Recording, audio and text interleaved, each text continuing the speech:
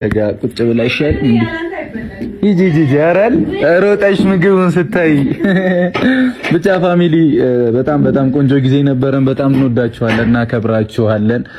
እናንተንም አንድነታችሁን ነው የምፈልገው ብዙ ጊዜ ነበርና ማንንም እንዳይከፋፈል ማንንም እንዳይጣላ። ምክንያቱም እንዴት መሰላችሁ ትላንትና ይሁን ላይቭ ላይ ገስት ላይ ፋሚሊዎቻችንን እያስገባን እያወራን ነበርና በእናንተ የመጣ እናቶች አግኝቻለሁ በእናንተ የመጣ እህት አግኝቻለሁ ምናምን የምትለውን ነገር እየሰማው ነበርና በዋነኝነት ደግሞ ከሁሉም በላይ የምፈልገው እሱ ነበር። ምክንያቱም እኛ የምንፈልገው ላይክ ካጠገባችሁ የሚሆን ሰው አለ አይደለ? በችግራችሁ ሰዓት፣ በከፋችሁ ሰዓት፣ በደስታችሁ ሰዓት የሚሆን ሰው ነው የምንፈልገውና እኛ እንኳን ለእናንተ መድረስ ባንችል ይሄ ፋሚሊ ይደርስላችኋል። ይሄ ፋሚሊ ከእናንተ ጎን ይሆናልና የእናንተን አንድነት ነው የምንፈልገው። እንወዳችኋለን። መልካም ጊዜ ይሆንላችሁ። ነገ በግምጃ የቤት ከባድ ነገር አለ።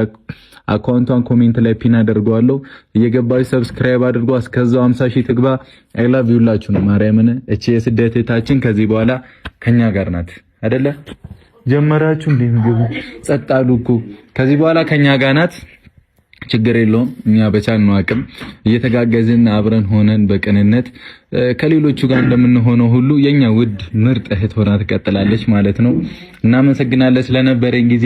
ቅመሜም እንኳን ደስ አለሽ፣ ግምጃዬም እንኳን ደስ አለሽ። ቅመሜ ያው ትላንት ደስ የሚል ጊዜ አሳልፈሻልና ትላንትም እያልኩ ቀውጠ ነው እኔ ላይክ ፕራንክ ላይ ምናምን ሳዝግ ልትሆን ይችላልላችሁ እንጂ እንደ ትላንት ጨፍሬ ራሱ ማቃ አይመስለኝም። እናንተ ፊት ትንሽ ምናምን አለብኝና ጥድት ብዬ ነበር ያሳለፍኩት። በጣም ደስ ብሎኝ ነበርና ይመቻችሁ ሁላችሁንም። አይ ላቭ ዩ እግዚአብሔርን። እኔም ልብላ በቃ አሁን ኑ ወደ ምግብ እንሂድ።